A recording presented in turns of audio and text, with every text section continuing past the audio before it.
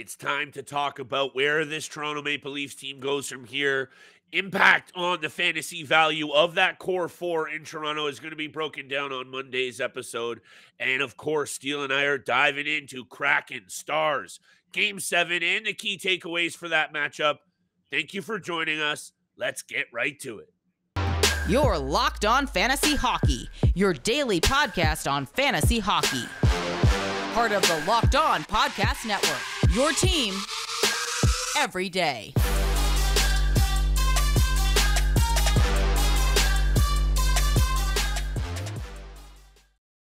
Welcome back inside the lab, everybody, to the Monday edition of the Locked On Fantasy Hockey Podcast. Thank you for making us your first listen every single day. We are part of the Locked On Podcast Network, your team every single day. And today's episode, you know, I got this one, Steele. Today's episode is brought to you by Game Time. Download the Game Time app, create an account, and use code Locked On NHL for $20 off your first purchase. Coming off the weekend, Steele, there's a lot of ways we can take some of the conversations that we saw from the hockey over Friday, Saturday, and even a bit of Sunday. We record early, so we're going to get to a lot more breakdowns in the rest of the week. Carolina and all the other series winners, of course. But today's episode, we want to talk a little bit about the Toronto Maple Leafs, the fantasy fallout of the players' performances or lack thereof. Is it a successful year for the Leafs? Where do they go from here, Steele? I'm going to ask you a big-time question. Is it Keefe? Is it Dubas and Shannahan? Or is it one of those core four to go? And, of course, I'm excited to chat with Steele about teeing up Game 7 between the Kraken and Stars. A lot of storylines to highlight there. Jason Robertson, can he step up? Eberle going beast mode right now. Big-time bets for Monday's Game 7. Steele.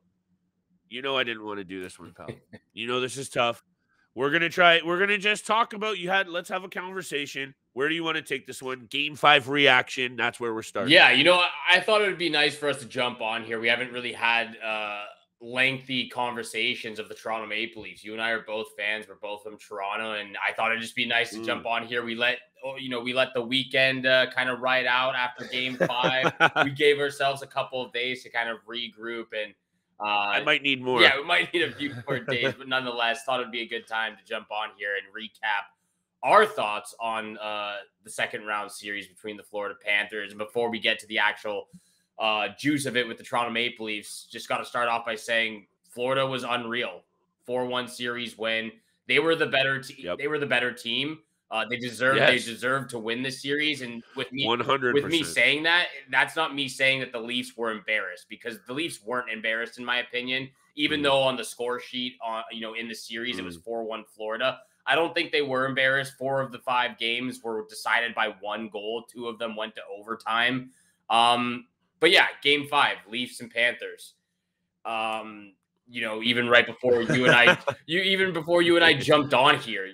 Right away, I knew you and I were going to talk about this. Is the Radko Gudas play at the very end, the game-winning goal from Nick Cousins, right? And it's so hard to see everything at full speed, game speed, and True. It's so hard to. I know we want to blame the refs, and we probably will blame the refs, like every other Maple Leafs fan.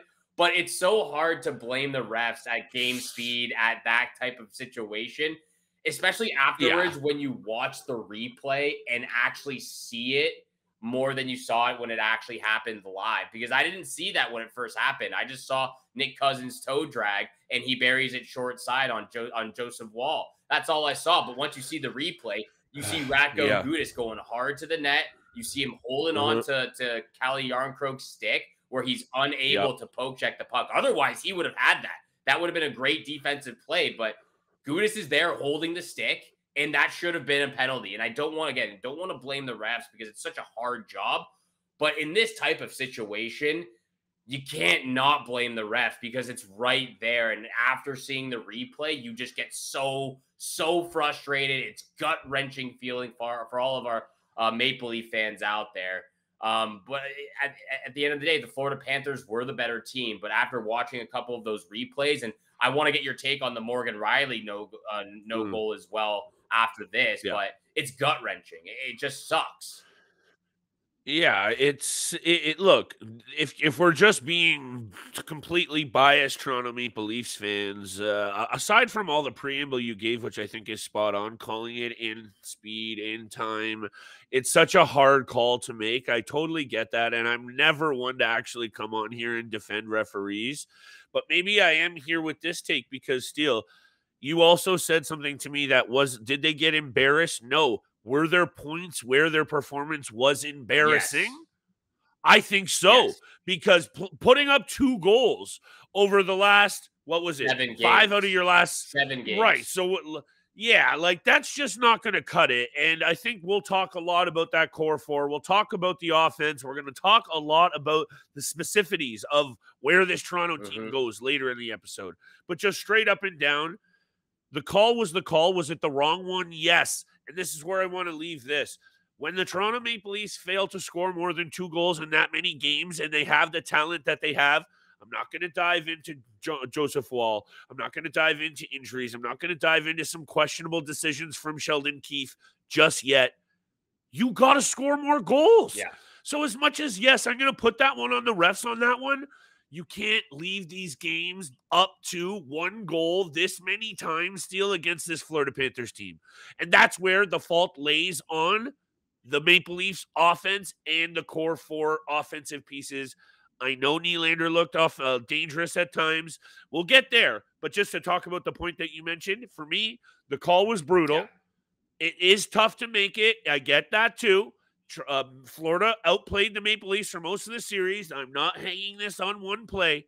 But at the end of it all, I think what it is to me, the Maple Leafs can't leave all these games this close because this is what happens. Bad bounces, questionable calls, and you just get your back broken when you don't get it done in the regular 60 minutes. Yeah, and we're gonna get to the 4 core later in this episode, but it's just brutal because they can't even go back and take a look at it either. It happened so fast. There was no call in the play. Yeah. It was just a goal. You can't go back and review or replay it to see if there was potentially a penalty. Like, that's just not what it is. Yeah. And so that's the worst part about it. But what makes it even worse about game 5 was the one part in the game where they actually had the chance to get the right call. They reviewed it for, it seemed like 20 minutes. And you still get the wrong call. You call it The wrong. puck was in the net. The puck was in the and net. I know at the the first 5 minutes, it's like they were trying to get the right angle. And finally, we were able to see. We're talking about the Morgan Riley goal, by the way. The Morgan Riley no goal here where it should have counted.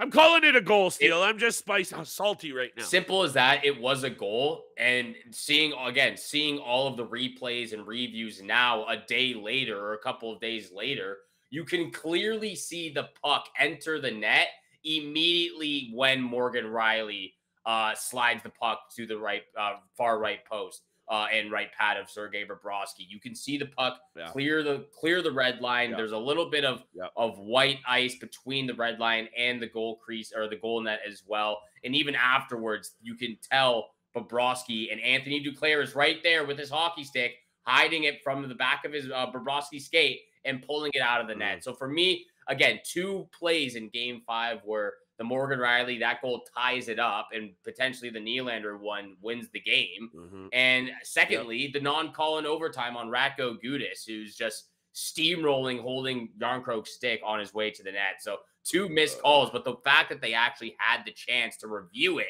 and still got it wrong just makes me more frustrated than I already am.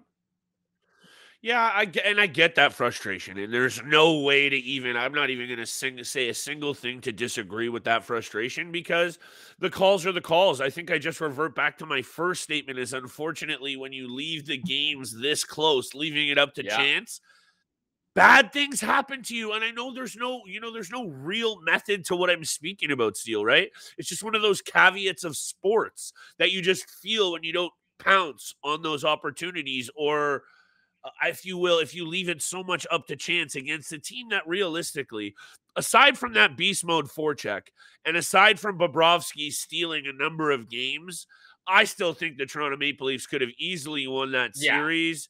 I'm not here to detract from the Florida Panthers. I meant meant to say that right off the top, because I'm not going to be one of those Toronto Maple Leafs fans that comes in here and says anything. Kudos to Carter Verhaeghe. Kudos to Gustav Forsling, Brandon Montour, Matthew Tkachuk, of course, Paul Maurice, and everyone a part of the Florida Panthers franchise, because they've been written off from the start. And they've just showed a confidence that I think really emits from Matthew Tkachuk's swagger. Anyway, we'll get all into the rest of this series, Steele. That did end in 5 games in the Florida Panthers' favor. Couple of more angles to break down. Was it a successful year for the Leafs? What does it mean for their fantasy pieces? And I got to ask Steele, who's got to go, Steele? Because changes have to be made in Toronto. Is it Dubas and Shannahan? Is it Keefe behind the bench, or is it one of those core 4? I need to ask that to Steele right after the break, and we'll wrap up the show with a Game 7 Kraken, Stars, tee-up, and our big-time bets. Today's episode is brought to you by Athletic Greens and AG1. And you know, this is one of the products that Steele and I talk about a lot, but it's because we love to use it every single day before or after the gym. It helps you focus better. It's lifestyle friendly. It will help you age with grace. And whether you eat keto, paleo, vegan, dairy-free, or even gluten-free, it is good for you, and it contains less than 1 gram of sugar. No GMOs, no nasty chemicals or artificial anything, and it still tastes good. It helps you sleep at night. It helps you recover from injuries. It helps support mental clarity. And at the end of the day, it will give you that boost both before and after the gym. And it only costs less than $3 a day to invest in your health. Way, way cheaper than that cold brew habit. And it's also a lot easier than looking out for 100 different supplements and pills. You know, Steele hates all those pills.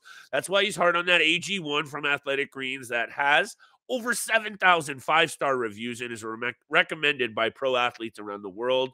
Right now, it's time to reclaim your health and arm your immune system with convenient daily nutrition. Just 1 scoop in a cup of water every single day. That's it. No need for a million different pills and supplements to look out for your health.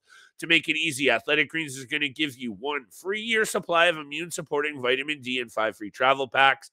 With your first purchase, head over to athleticgreens.com/NHL Network. Again, that is athleticgreens.com/NHL Network to take ownership over your health and pick up the ultimate daily nutritional insurance. And thank you so much for making the Locked On Fantasy Hockey Podcast your first listen every single day. We are a part of the Locked On Podcast Network, where you can find a Locked On podcast of your favorite team in all 4 major sports leagues and the NCAA. Your team every single day. Flip. Continuing on the topic of the Toronto Maple Leafs being eliminated in the second round. Was it a successful season? We are going to get to what needs to change in the future, the near future for the Toronto Maple Leafs. But wrapping up the season as a whole, was it a successful season for the Toronto Maple Leafs? To me, short answer, no. No, it wasn't a successful season whatsoever. I think in retrospect, you can say yes, because they finally got out of the first round. And that's sort of what everyone was looking for. You know, they did better than last year, the last 5-6 years. So yeah, maybe it was a successful season when you look at it that way. But for me, it wasn't, because after what Kyle Dubas and the front office did, acquiring all of those guys, building this team around those 4 core players, and not even getting to at least the Eastern Conference Finals, let alone the Stanley Cup, which this is a Stanley Cup team. It was built to win a Stanley Cup. I don't care what anyone else says. This team on paper and viewing them from the NHL trade deadline have been great. So it wasn't a successful season in my books. I think still just in anyone, if it is a successful season in anyone's books, I really need to hear the explanation for how. And I think you made the good point of, maybe, off the jump, and maybe for fair weather fans who are like, yeah, it's a successful season because they did better than last year and they got that first round beast slain. But it means nothing if, like, I hate to say, I don't like coming on this show and saying, go look at what this different hockey analyst said, but go take a look at what Sid Seixeiro said after, I think, game 2, when the Leafs dropped both at home. he said the setup for the Leafs was just so prime. Like, I hate to sound like a Leafs. If I sound like a Leafs homer here, I do. Taking out Tampa Bay, Boston goes down, Colorado goes out. All of these teams start to drop like flies, and the Toronto Maple Leafs, Vegas odds mean nothing. So first of all, throw that out the window. I'm not one of those guys who are like, Vegas said the Leafs are the favorite. They could have easily won the Cup. That's the only take that I need to say right at that time.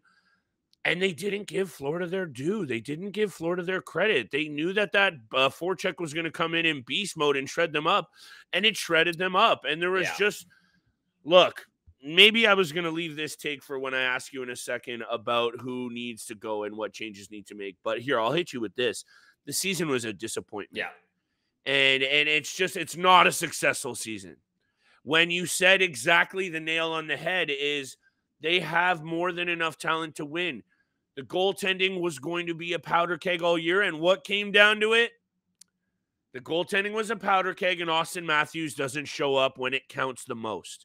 And say what you will about his underlying numbers. I've seen the Twitter warriors talking about, oh, he had the most shots on net in the playoffs, which is true. Had a pretty good, he led the comeback performance there a couple of times against Tampa Bay, a couple of big goals. No goals in the second round against the Florida Panthers still. Holy double HE double toothpicks. You know what I said coming into the playoffs. Auston Matthews doesn't get it done. That's disappointing. Disappointing for the Leafs and a failure of a season once again. Yeah, it was a failure of a season. It wasn't just Matthews, Marner had... No. I just meant to highlight, for me, the biggest thing. Of course. A lot of other reasons. Yeah, Marner only had 3 points. Matthews, 0 goals, 2 points. Tavares, 1 point. Tavares is another huge one. Yeah. He was an X factor for me, and he was invisible. Aside from the very lucky series winner in the first round. Yeah, no, I thought he was clearly better in the first round. But yeah, Marner 3 points, Matthews 2 points, Tavares 0 goals, Nylander only 2 goals. And to me, it's not even like Tkachuk or Barkov or Montour were difference makers in this series at all, because they weren't difference makers.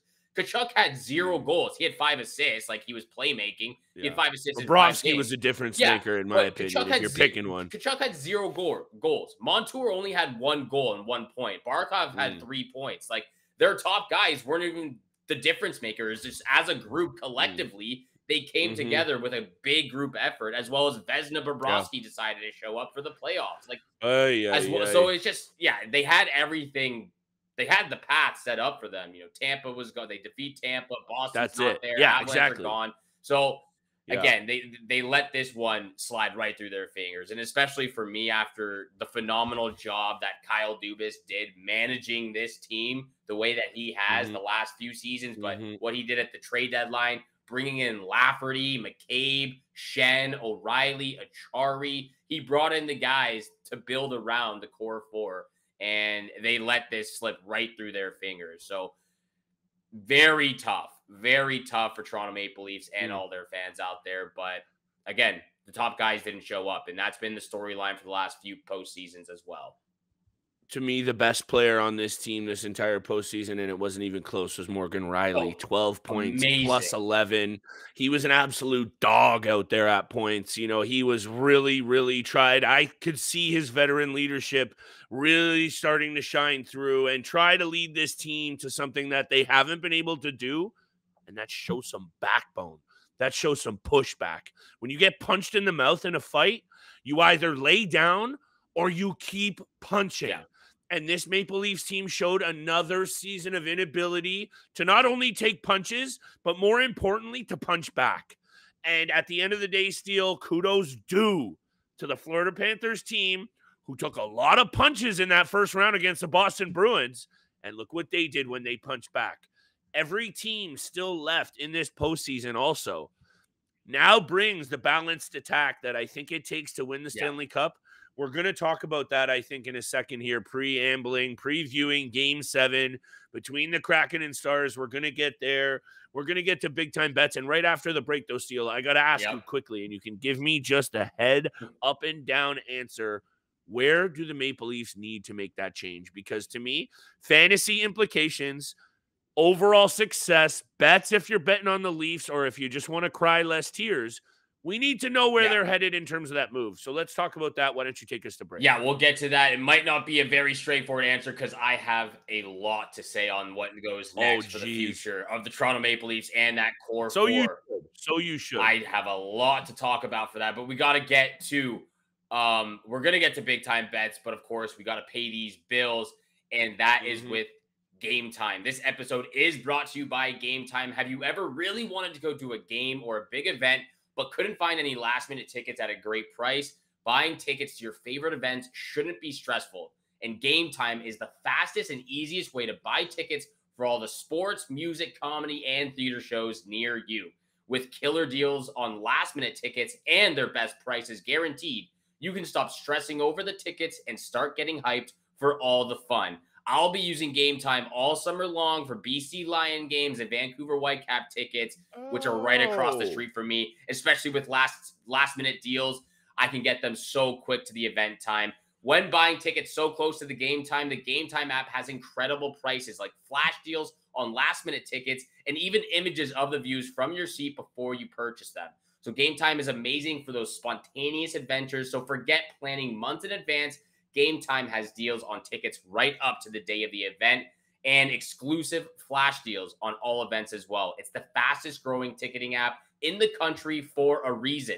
Tickets are sent directly to your phone, so you never have to dig through your mail or your purse or your bag for the virtual ones. Snag the tickets without the stress using the Game Time app. Download the Game Time app, create an account, and use code LOCKEDONNHL for $20 off your first purchase. Terms apply. Again, create an account and redeem code LOCKEDONNHL for $20 off. Download Game Time today. Last-minute tickets, lowest price guaranteed. And thank you so much for making the Locked On Fantasy Hockey Podcast your first listen every single day. Don't forget, we are free and available on your favorite podcast platform, including YouTube. So make sure you hammer the subscribe, hammer the follow button. And we appreciate all the love, all the support you show us every single day. Flip. We are going to get to the Stars Kraken Game 7. Of course, big time bets. But you have a question to ask. And not just for me, for all the fans out there as well. What does the future hold? And where the Toronto Maple Leafs need to make a move, because this is just it. And look, at the end of the day, Steele, when we come on this podcast and we talk about this team, I think there comes with some of these obvious loaded questions that, because of the, inability of the team to get things done and the predictability and the nature that they've done it, makes it really tough for you and I to come on here and give takes that not everyone's heard 100,000 times listening to hockey, experts or whatever, or podcasts, or however you're hearing your takes. One of these three areas need to be shaken up in a big way. Yeah. And when I thought about it first, and I'm going to get this quick, we're going to get this out. This episode is going to be short. A lot of the motivation for teams and the starts of games, breakouts on plays, to me comes down to the coach. Comes down to the coaching staff, and comes down to their ability to not only plan their team, prepare them, and have them ready to do the basic things that are needed to win a hockey game. Enter the zone, make good entry passes, bring that tempo at starts of games, show some ability to, you get punched in the mouth with an early goal, punch back. A lot of those things you didn't see. Game 3 against this Florida Panthers team, the Toronto Maple Leafs had an opportunity. They were nowhere. Does that mean they've lost the voice of the coach? Maybe. And I think I really like Sheldon Keefe. But right after, this is where I think they go. It's got to be Keefe to go, because I think it's not just one of these three areas. They got to address two. I think Dubas and Brendan Shannahan stay in the upper office. They stay in the front office. I think Keefe's got to go. And I really don't know, but I think one of the core four has to go. And I don't know which one, Steele. And maybe this is where I want to throw it back over to you, because it's obviously such a tough question, and I'm ready to cop out and throw it right back to you. But that's where I'm thinking. We got to shake up behind the bench. I really love Keefe, but this is it. You got to go. Some fresh blood, some fresh voice behind that bench. And I would like to see a nice little package of maybe a D-man and a goalie for one of these big core four pieces. And I don't know who, but it better not be Matthews or I'm going to be upset. Look, I knew you and I would have a lot to say on this topic, and so that's why I knew this would be a full episode for the Toronto Maple Leafs and with a lot to talk about. To me, Kyle Dubas and Brendan Shannahan, they're staying in the front office. I think both of them have done fantastic jobs. Dubas especially over the last they turned it around anyway. Turned it around. I love the passion from Dubas I've seen all postseason, and those two remain. I don't think you question them whatsoever. I can see the question mark. I can see the question marks around Sheldon Keefe. There are some instances I agree with you, but I don't agree with that he's the problem. I think he remains behind the bench as well. I think the only thing that we haven't seen over the last 4 years or last 5 years is a core 4 player change. That's the only thing that I can think of, because we've seen the front office change. Kyle Dubas comes in. We've seen a coaching change. Sheldon Keefe comes in, but we haven't seen a core 4 change yet. And I got a lot to say, debating that, but that's the number one. Number one is one of those 4 guys has to be moved. I don't think, and I don't know for a fact, because no one knows for a fact, but it's not going to be John Tavares and it's not going to be Auston Matthews. Those 2 guys will not be moved, especially since of their contracts right now. They're obviously going to try to re-sign Auston Matthews in the next year or so. And I think both actually have some sort of movement clause in the last years of their contract. So to me, Steele, it's Marner. That's the guy who's going. For me, it's Marner, or it's either one of Marner or Nylander. I don't think Riley's going to be moved whatsoever, especially after the postseason he just had. But I have a lot to say, and I'm going to get to what I think they should do. But I look at this offseason as a very great opportunity to shed some players off the payroll so you can look into re-signing some of the UFAs, like Justin Hall, Wayne Simmons, Zach Aston Reese, maybe Michael Bunting may have to go as well. He's a UFA as well. Eric Gustafson. 10 UFAs on this roster. So guys like Hall, Simmons, Zach Aston Reese, Bunting, Gustafson, even guys who are like on the lower end who are a little bit who have struggled and who haven't done anything to help in the postseason, like Bunting hasn't helped. But so all those guys. How is Justin Hall making $2 million? I don't understand, but that's the type of money that they can use to create money for guys like Alex Kerfoot, Ryan O'Reilly, David Camp, Nola Chari. Obviously they're not going to be able to re-sign all of those guys, but once you're able to create some cap space and flexibility with some money, even Luke Shen, sign Luke Shen again for dirt cheap. He was $850,000, $900,000. I thought he was great. So guys like that, you got to create some type of leeway in the cap space to re-sign those top priority guys that are UFAs right now. And even so, you got Matthew Nyes and Nick Robertson, who are still on entry-level contracts, who are definitely going to slide into the bottom 6 group on the wing next year. So maybe Robertson, I don't know about him, but I hear you. I hear what you're trying to say. Robertson and Nyes, anyways. So that's the first thing. Nice for sure. I don't disagree. That's the first thing is they're going to have to shed some of that payroll to re-sign some of those UFAs. They've got some guys on entry-level contracts that they can use in the bottom 6, or even Matthew Nyes up with Matthews and Marner again. Who knows? That's the first thing. Second thing is what happened with the Florida Panthers has exactly happened to the Toronto Maple Leafs over the last 10 years. Either they don't make the playoffs or they're eliminated in the first round. That's what's happened to both the Florida Panthers and the Toronto Maple Leafs. Until last year, where the Florida Panthers finally won in the first round. They beat the Capitals in 6 games and then just ended up getting swept in the second by the Tampa Bay Lightning. Got dusted. Again, same thing to the Leafs. They finally get by the first round. And then, they didn't get swept, but they lost in 5 games to the Florida Panthers. But it was in the exact same instances. We talked about the lack of old gentleman's sweep. Yeah, we talked about the lack of offense from the Toronto Maple Leafs this year. The Florida Panthers did the same thing last year. They scored 3 goals in 4 games. Now, the Leafs went 7 games with only scoring 2 goals. So it's the first time that they've had that of a dry spell in the offensive zone. It was horrific in the offensive zone. Nonetheless, it's the exact same thing. Either they're eliminated or they don't make the playoffs. Finally, they get past the first round, and in the second round, they just don't show up. What does GM of the Florida Panthers, Bill Zito, do? He trades a 28-year-old stud in Jonathan Huberdeau, who's coming off a 115-point season, adds a 28-year-old 40-point defenseman into that deal with a prospect and a pick. and acquires a younger, more talented 24-year-old stud who is also coming off a 100-point season, and then also follows that up with another 100-plus point season. So for me, this goes back to the sense of we've seen the coaching change. We've seen the front office change, general manager change.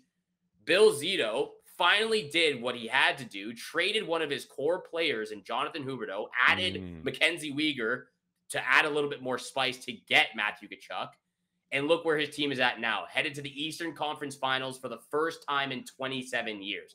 So I know I went pretty long with my preamble there. Hey, but it came I like how you brought it all back together, though, Full nicely. circle. And it's the first time in 27 years the Florida Panthers have made it to the Eastern Conference Finals, and that's after trading away his best player probably in Jonathan Huberdeau, who came off a 115-point season. So for me, it has to be a player. It has to be one of the four core. And I'm looking at William Nylander. Yep. I think obviously you get a lot more for a guy like Mitch Marner, but I think it was William Nylander, and I'm going to throw this your way. This is just me spitballing here. But why not try to package Matt Murray and William Nylander together, maybe throw in a prospect as well, and go after a guy like Rasmus Andersson and Jakob Markstrom? Like, why not? Whoa. First of all, at this point, why not anything? So I'm not going to disagree with you swinging for the fences on some sort of deal. First of all, Matt Murray makes $4.6 million over the next 2 seasons and has not been able to play more than a week at a time without getting injured, it seems. And that's one of those things that actually on the list of Kyle Dubas moves that maybe is a chink in his armor over the last couple of seasons. The Matt Murray move is not looking so good for him. And there's a lot of question marks for the Leafs in net, which is where I just wanted to throw it out before. The Florida Panthers steal also, no one's talking about how good behind the bench has been for this group. Paul Maurice is Paul Maurice is just a guy that honestly makes me so angry. He's such an ornery, salty fellow, but his teams are so hard to play against. And when he goes up against these teams like the Toronto Maple Leafs, he knows how to beat these teams that are honestly weaker between the ears. Yeah. And to me, William Nylander was more dangerous than most of the Toronto forwards in the second round. And I know he had the 2 goals, but 2 goals were double Auston Matthews. And for me, you got to send a message. Marner going would be such bigger of a message to the rest of this team that it might just actually signify a change. Because if you and I agree with you on the front office doesn't change. I can maybe agree with you on Keefe, even though I think just for, like the sending a message sake, he has to go too. Let's say they don't do either of those. You got to really send a message somewhere by shaking it up. But we'll talk a lot more about the value of a lot of these players over the summer. We got draft rankings. We're going to do mock drafts, live drafts. We're going to have guests. We will be breaking down every position and the rankings to make sure you dominate your fantasy pool and draft next season. So make sure you keep it tapped. And if you're feeling the pod, drop that 5-star review on Apple or Spotify. But Steele, let's wrap up the episode very quick with Kraken and Stars. And I'm just going to give you my quick preamble. Number 1, I haven't given the Seattle Kraken team nearly enough respect. They continue to do what the Leafs could not do. Punch back and push back and respond. They do so in a very big way in Game 6. Number 2, Jake Oettinger continues to not be able to make the big saves when his team needs it the most. I think the offensive group in front of him has been more than good enough. He needs to respond. And lastly, Jordan Eberle going beast mode over the last couple of games. And in this series, 5 goals and 3 assists. This is a guy who maybe got written off a lot of times, and all of a sudden, Steele, he's reminding me a little bit of Jordan Eberle in the World Juniors. I don't know if you were old enough to remember that, but he's changing games now. And that's the kind of player he was in junior and at the start of his career. Hey, he's one of those guys that alongside Jared McCann, I was telling you to keep an eye on for fantasy waiver wire targets. Even a guy like Jaden Schwartz right now, those guys have got a chemistry going on the top line with Matty Beniers. So I like the fact that you're highlighting Jordan Eberle. I want to throw in Jaden Schwartz into that group as well because I thought he's been phenomenal in this second round series as well. Joe Pavelski, of course, just getting it done in every single game for the Dallas Stars. Flip, do you have any bets for this game? I've got 3 bets real quick before you wrap up. I have bets. All right, real quick. I have bets. I just wanted to kind of throw out that tee up. But, yeah, let me throw out my my bets if you're okay with that. Yeah, of course. So here it is. I mentioned not giving respect to the Kraken, and obviously I've been wrong about it because they're just as good as this Dallas Stars team. But I think you're finally going to see, and I've been calling for it all playoffs long, the combination that got this team during the regular season to where they are now. Jason Robertson and Jake Oettinger. We've seen Rupe Hintz step up. We've seen Seguin step up in the playoffs. Even Max Domi has stepped up. They got to go back to their two biggest pieces. And if those two guys can do what they do, Robertson and Oettinger, I think this series goes goes in Dallas's favor. Stars on the money line is my lock of the night. And how about this number, Steele? 9 of the last 9 games between these two, regular season or postseason, over the number. And I think we're going to see it again. I just don't see, your gut goes, oh, game 7, whole season on the line, conference final on the line. You want to go under? I don't see it. I think we're going to see over the number once again. And lastly, RoboCop, Robertson hasn't been getting the goals, but he's been getting the assists. 5 of them in the last 3 games. Give me the Robertson anytime assist. It just goes nicely with my over and my Dallas lock pick. Those are my 3 bets. I love all 3 of them. My first pick, also Stars on the money line. We both had Stars going, taking this series in 7. But yeah, the Kraken have just been punching back in big ways. Been crooked number games as well. But I'm there with you because my second pick is also Stars Kraken over 6.5. You said it yourself. 9 out of the 9 in the regular season and the playoffs, just over the number. They're scoring goals at will right now. And my lock of the night goes well with your lock of the night because my lock of the night is Pavelski anytime goal. I'm going to leave it to the hot hands right now. The guy is just scoring goals at will for the Dallas Stars. So that is my lock of the night. Flips, Robertson anytime assist as well, paired perfectly together. Flip, we're going to have another full episode or something like that, talking about which player needs to be traded, Nylander or Marner. I love the conversation we've had today for the Toronto Maple Leafs. And we're going to talk Hurricanes, Devils as well tomorrow. Tomorrow we're talking to the Devils, what needs to go on with their future, what went wrong because they lost in 5 games as well to the Hurricanes, what went right with the Hurricanes dealing with all those 3 injuries to big-name players. But we've got a good week coming up. Hurricanes, Devils. We're going to tee up the Eastern and Western Conference Finals as well. Game 6, again, we're recording early. Do the Oilers move on or hold on for Game 7, or are the Vegas Golden Knights moving forward? Thank you so much for making the Locked On Fantasy Hockey Podcast your first listen every single day. Make sure you're tuning in Monday through Friday, 7 o'clock in the morning Eastern Time. Hit the subscribe, hit the follow button. And again, thank you so much for tuning in for today's episode with Flip and I. Have a great day. Good luck with all your bets out there, and we shall see you back here again tomorrow. Peace.